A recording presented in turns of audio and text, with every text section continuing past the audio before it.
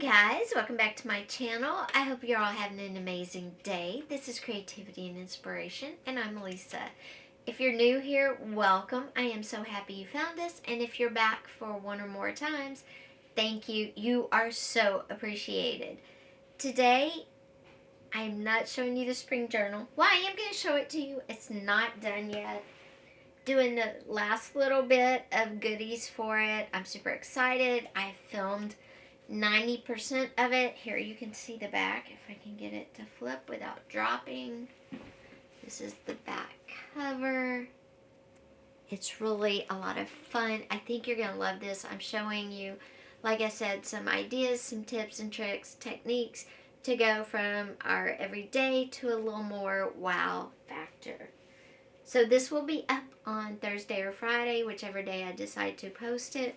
All I have to do is finish up the last little end, the flip through basically, put all of this in the journal, do the flip through, and then edit and post. So we are almost there. But honestly, I'm not quite 100%. The time change has thrown me totally off. And this is just a big project, and I want to make sure it looks right for you. But today's video, I think you're going to be kind of loving it, because I kind of do. Well, actually, I do, not kind of. It's about creating your own vintage photographs or postcards.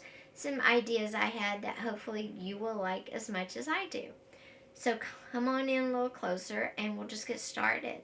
Oh, and I'll move my cup out of the way so we have a much better view. Today what I'm sharing are I'm creating my own vintage photos / postcards.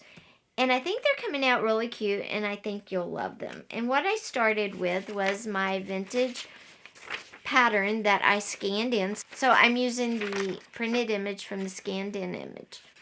But what I did was I took this full-size image and downsized it or percentaged it. This is 45% of this size because I wanted my paper dolls to be smaller so they would fit in a photograph or on a postcard nicely. So this is 45% of the original.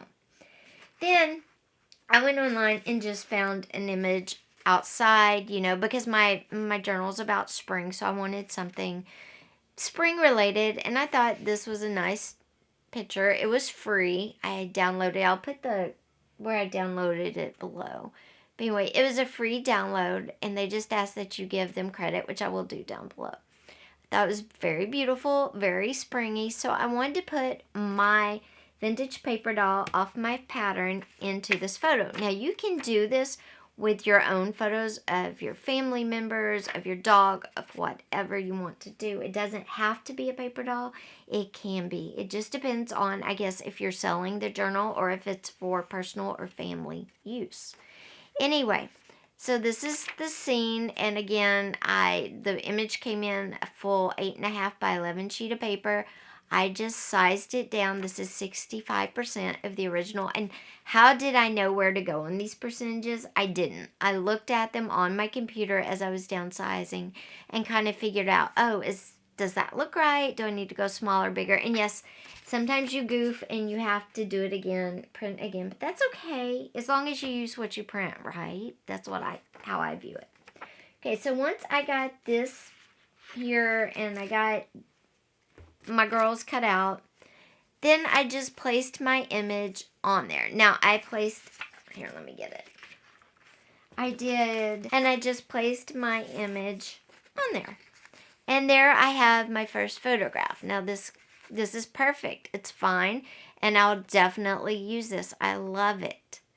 But if I wanted to make it more vintage or age it some, there's a couple of processes you can go through. And I thought I would show you. One, you can just simply print your image in black and white. So I did that. And I thought it came out well too. But the thing is, I noticed on the black and white that she stands out, which is fine, but she was kind of fading. And of course, we want our paper doll or our person from our personal photographs to be the star, right? So what I did was when I printed her in black and white, I inked around her just to make her stand off the page just a tad.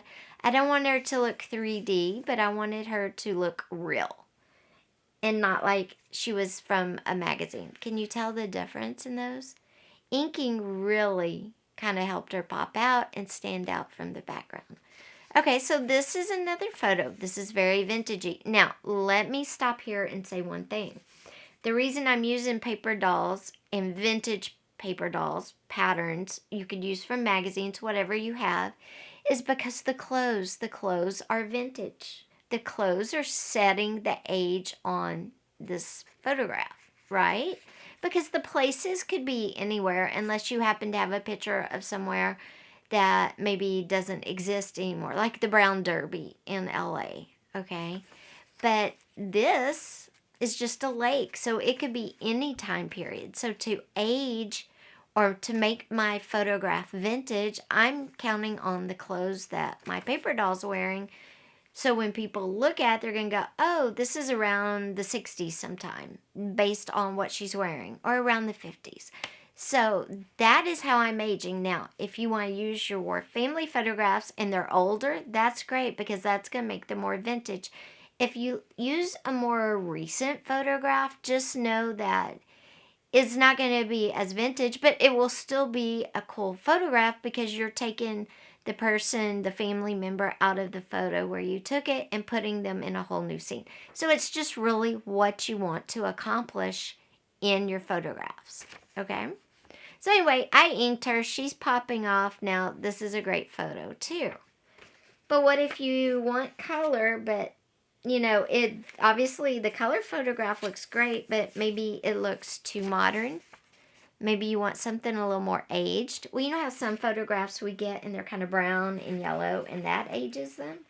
So I did that on this one. It's still in color, but I aged it by browning, yellowing it. And how did I do that?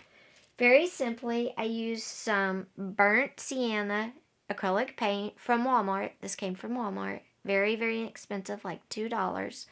A paintbrush and some water.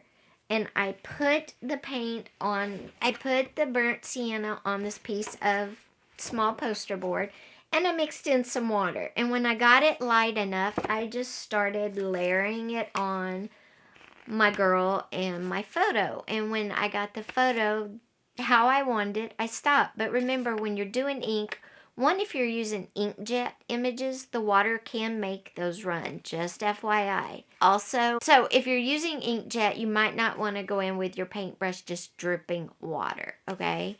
Now, mine is a color laser, so it doesn't run like an inkjet, but it is ink on paper, so to get it colored, I had to apply many, many layers to get the color I wanted.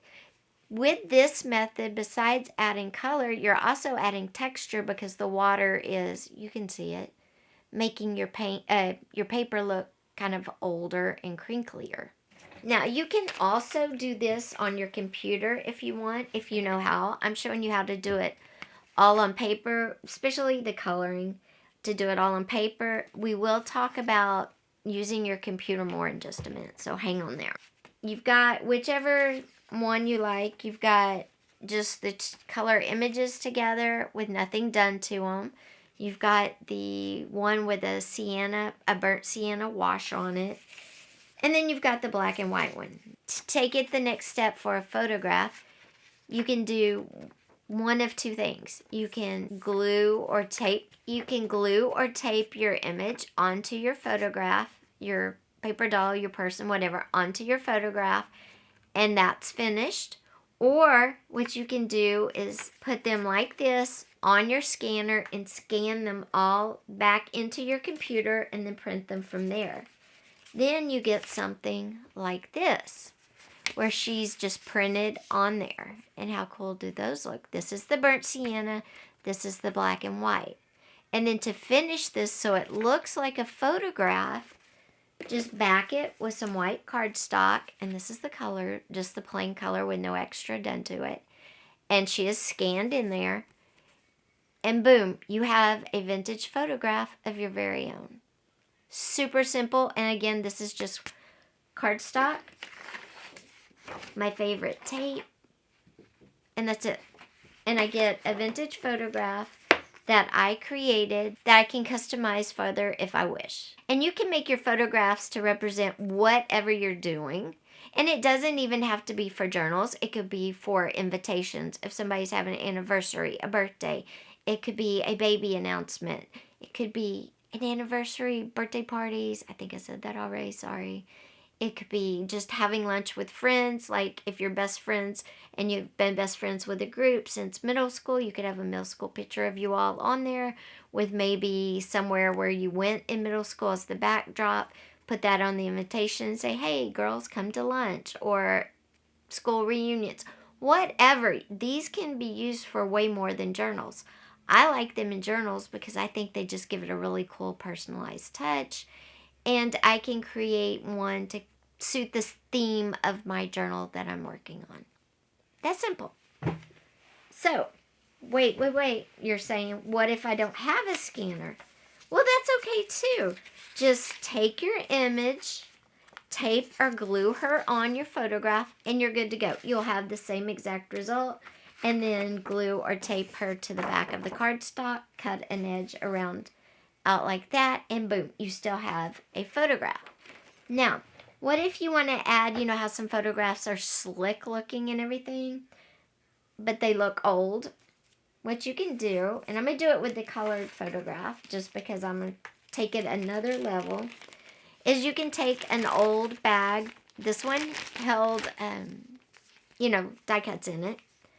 You can take that, slip it in, decoupage it with clear decoupage, cut it out, and then look, that takes your photograph another level, gives it another layer of age, and makes it look even older than the plain without the matte versus the shiny, right? The matte versus the gloss.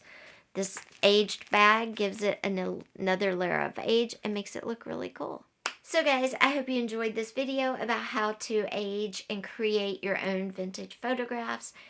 Like I said, I am working on that spring journal. You saw it at the beginning. It's just, I want it to be perfect, and it's taking a little bit of time. But I didn't want to leave you hanging for another video.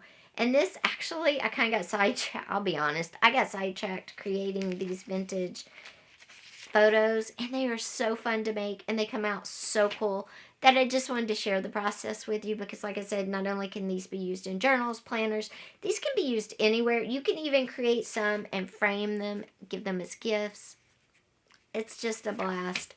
I hope you liked it as much as I do. If you did, please give this video a thumbs up. Also, don't forget to hit that subscribe button and that little bell because this journal video will be up on Friday. You don't want to miss out. We have a lot more great videos like this one coming up too. So hit the subscribe button, that little bell, and click all so you'll know when all of our videos post.